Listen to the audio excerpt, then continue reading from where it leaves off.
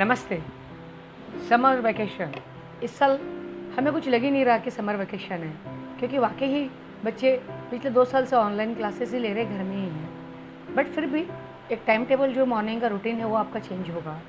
अभी इस समय पेरेंट्स के नाते हमारी एक ड्यूटी बन जाती है कि हम अपने बच्चे को कैसे इन्वॉल्व करें और कुछ एक्टिविटी में इन्वॉल्व करें।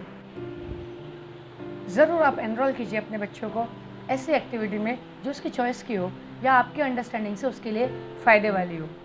बट इस दौरान आप अपने बच्चे को ज़रूर सिखाइए हेल्थ के बारे में, लाइफ स्किल्स के बारे में और प्रैक्टिसिंग वेलनेस के बारे में। उनकी एक दिनचर्या बनाने में उन्हें मदद कीजिए जो उनको हेल्दी रखेगी और ऐसे उनकी हैबिट्स डेवलप होगी और वो ऐसे चॉइसेस सिलेक्ट कर सके जिससे उनकी हेल्थ बेटर होती जाएगी दिन पे दिन। अगर उनका बॉडी हेल्दी है तो माइंड भी हेल्दी रहेगा और माइंड हेल्दी है तो लर्निंग कैपेसिटी उनकी बढ़ेगी। आने वाले जीवन में उनकी अगर ये हैबिट अभी से बन जाती है तो ये अच्छी आदत ही उनको एक स्वस्थ, समाधानी, सुखी जीवन जीने के लिए मदद करेगा।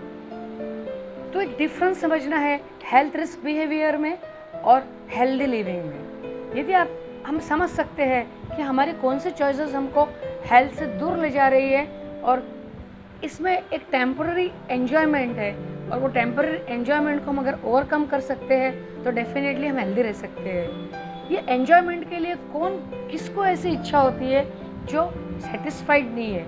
वो कहाँ से आएगा? वो आएगा from practising good behaviour, good values. ये वैल्यूज़ और बिहेवियर कहाँ बनता है? ये हमारे थिंकिंग से, बिलीफ सिस्टम से और सराउंडिंग से बनता है।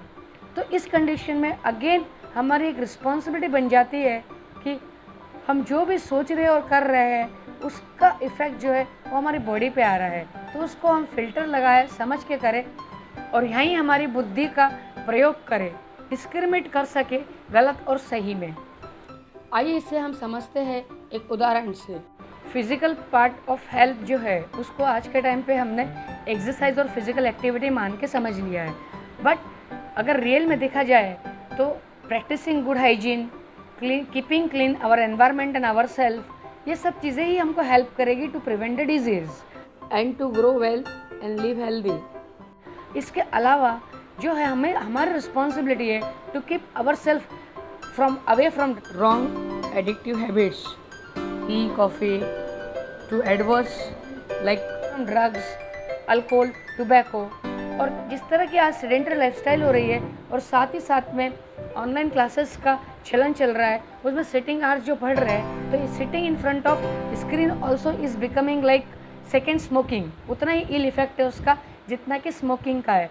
तो ये बात हमारे बच्चे बचपन से ही समझ लेना चाहिए या हमको भी इसको समझ लेना है ताकि हम डिजीज़ से खुद को प्रिवेंट कर सके और हेल्दी लाइफ जी सके। No, this is not limited to kids but it's like हम सब के लिए है ये समझना कि हम जब फिज़िकल एक्टिविटी करते हैं तो इसी को पूरा फिज़िकल पार्ट ऑफ हेल्थ नहीं मानना चाहिए।